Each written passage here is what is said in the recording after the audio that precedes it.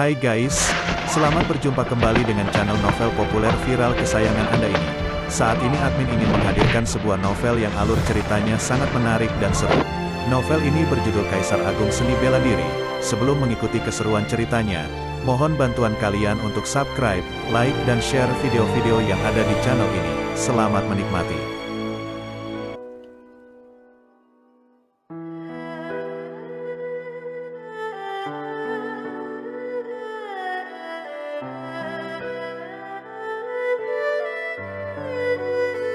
Kaisar Agung Seni Bela Diri, Bab 6 Tinju Naga dan Harimau.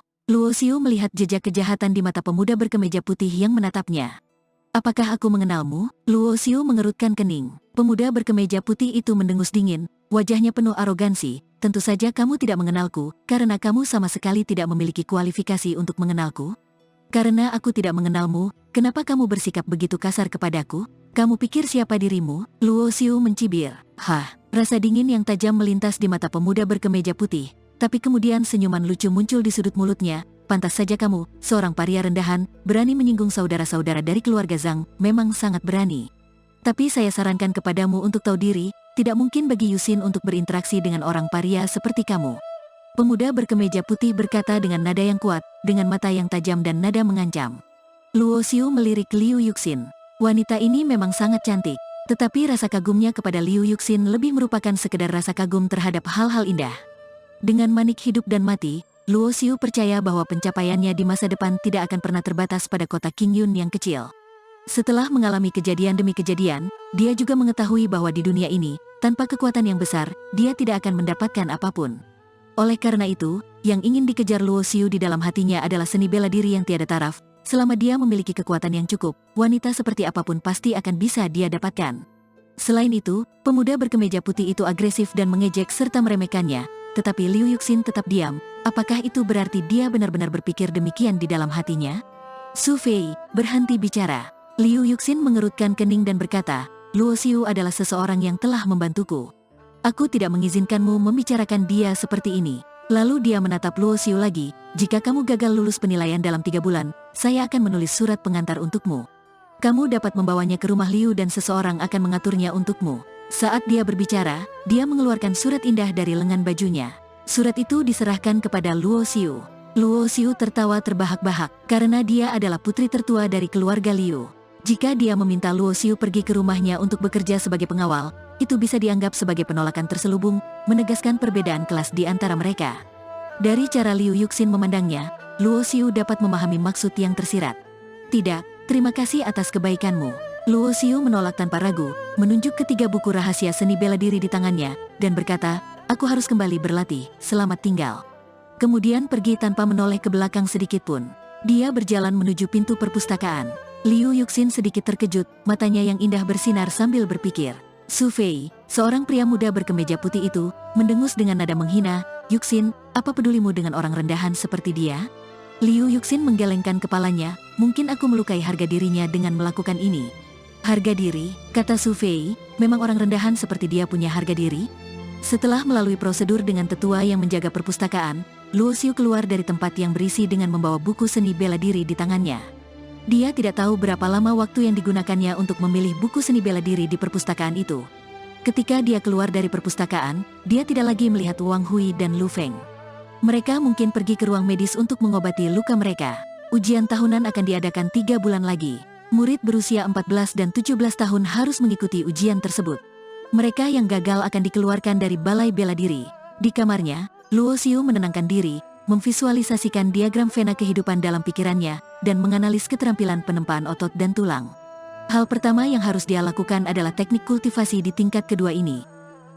Butuh waktu 2 hari bagi Luo Xiu untuk akhirnya menyelesaikan peningkatan teknik penempaan otot dan tulang, dan itu telah mencapai batasnya dan tidak dapat terus ditingkatkan. Kemudian Luo Xiu mulai berlatih sesuai dengan teknik yang ditingkatkan. Energi vitalitas dunia berkumpul di permukaan tubuhnya, membentuk kabut putih kabur. Setelah energi itu memasuki tubuhnya, Luo Xiu merasakan denyutan jiwanya, di bawah pengaruh manik hidup dan mati. Selanjutnya energi yang diserap ke dalam tubuh akan diubah menjadi energi internal hidup dan mati. Pemurnian tubuh tingkat keempat hingga keenam termasuk dalam tahap pemurnian otot dan penguatan tulang. Ketika energi internal hidup dan mati dimurnikan dalam tubuh, otot dan tulang, akan dikuatkan dengan energi internal yang dapat disimpan di dalamnya dan dapat digunakan sesuai keinginan saat bertempur. Oleh karena itu, semakin tinggi tingkat kultivasi seorang murid seni bela diri di alam pemurnian tubuh, semakin kaya energi internal dan semakin kuat kekuatannya. Hanya dalam beberapa hari sebelumnya, dia telah menerobos dari pemurnian tubuh tingkat kedua ke pemurnian tubuh tingkat keempat, tetapi kecepatan kultivasinya mulai melambat. Di satu sisi, semakin tinggi tingkat kultivasinya maka semakin sulit untuk ditingkatkan. Di sisi lain juga karena Luo Xiu tidak seperti murid-murid dari keluarga bangsawan, yang lingkungan kultivasi yang lebih baik. Perlahan membuka matanya, Luo Xiu merasakan kultivasi di tubuhnya dan bergumam, saya membutuhkan waktu 1 bulan untuk akhirnya mencapai pemurnian tubuh tingkat kelima. Jika saya bisa seperti murid keluarga bangsawan itu, meminum pil dan menggunakan formasi, saya bisa melakukannya dalam sebulan. Pada waktunya, saya setidaknya bisa mencapai pemurnian tubuh tingkat ke-6. Mengenai hal ini, Luo Xiu tidak berdaya. Entah itu ramuan, formasi, atau batu vitalitas yang digunakan untuk mengaktifkan formasi, itu semua adalah barang mahal dan membutuhkan banyak uang yang diinvestasikan. Basis kultivasi telah ditingkatkan, dan langkah selanjutnya adalah seni bela diri dan keterampilan gerakan. Luo Xiu berjalan turun dari tempat tidur dan mulai berlatih seni bela diri kelas 2 yang disebut tinju macan naga agung yang lebih kuat dari tinju banteng liar. Namun Luo Xiu tidak puas, ia memvisualisasikan diagram vena kehidupan dalam pikirannya untuk lebih meningkatkan seni bela diri ini. Dengan energi internal hidup dan mati yang beredar di kulit, daging dan otot, kebenaran dalam dari misteri kehidupan dan kengerian kematian terpatri dalam tubuh dan jiwanya. Perasaan ini luar biasa. Aum, tubuh Luo Xiu berlari seperti harimau menerkam makanan, cahaya hitam muncul di permukaan tubuhnya, dan aura kematian memenuhi udara, seolah-olah dia benar-benar berubah menjadi harimau dan ingin merobek targetnya berkeping-keping. Bang, meja kayu di ruangan itu tidak dapat menahan kekuatan pukulan itu dan hancur berkeping-keping dalam sekejap, menjadi serbuk gergaji beterbangan. Luo Xiu berhenti dan melihat bekas kepalan tangan penyok tertinggal di dinding, dengan beberapa retakan kecil di sekitarnya. Bangunan di balai seni bela diri itu terbuat dari batu yang keras dan tidak bisa dihancurkan tanpa kekuatan pemurnian tubuh tingkat ke-7. Kekuatan yang luar biasa. Luo Xiu melihat bekas tinju dan retakan di dinding, wajahnya penuh kegembiraan. Efek ini jelas sebanding dengan kekuatan seni bela diri kelas 3. Tinju harimau naga terbagi menjadi jurus harimau ganas dan jurus naga menjulang. Jurus naga menjulang lebih kuat daripada jurus harimau, efek apa yang bisa ditimbulkannya? Memikirkan hal ini, Luo Xiu membuka pintu dan pergi ke lapangan balai seni bela diri. Selain bela diri, ia juga perlu berlatih gerakan langkah inci, dan ruangan yang ditempatinya terlalu kecil. Bang, bang, bang, di area batu hitam lapangan seni bela diri, seorang pemuda berbaju hitam sedang mengayunkan tinjunya di depan papan batu hitam. Setiap pukulan mengeluarkan suara yang tumpul ketika mendarat di atas batu hitam meninggalkan lekukan yang dangkal. Semua papan batu hitam di sini terbuat dari batu hitam itu sangat kuat, hanya murid ahli bela diri dengan pemurnian tubuh tingkat 6 atau lebih, yang dapat melakukan serangan yang dapat meninggalkan bekas pada batu hitam tersebut. Batu hitam itu bisa memperbaiki diri secara otomatis, bekas latihan di atasnya akan hilang dan menjadi halus kembali. Saudara Zhao Liang sangat kuat. Dia pantas menjadi master di kelas menengah, kalau saja aku memiliki kekuatan sebesar itu. Beberapa gadis di sekitar tempat itu terus berseru dan berteriak dari waktu ke waktu. Luo Xiu juga pernah mendengar tentang pemuda berbaju hitam bernama Zhao Liang itu. Dia adalah murid di kelas menengah. Dia berasal dari keluarga kaya dan seumuran dengan Luo Xiu. Namun, dia telah dipromosikan ke kelas menengah. Diperkirakan sebelum mencapai usia 17 tahun dia akan mencapai tingkat ke-8 pemurnian tubuh dan naik ke kelas senior. Mereka yang dapat dipromosikan ke kelas lanjutan adalah para elit dari balai seni bela diri di kota Qingyun dan akan menerima pelatihan kunci. Setiap murid yang memasuki balai seni bela diri selalu bermimpi untuk bisa masuk ke kelas senior ini. Ada banyak papan batu di area batu hitam itu, jadi Luo Xiu memilih papan batu yang tidak terpakai dan berjalan mendekatinya.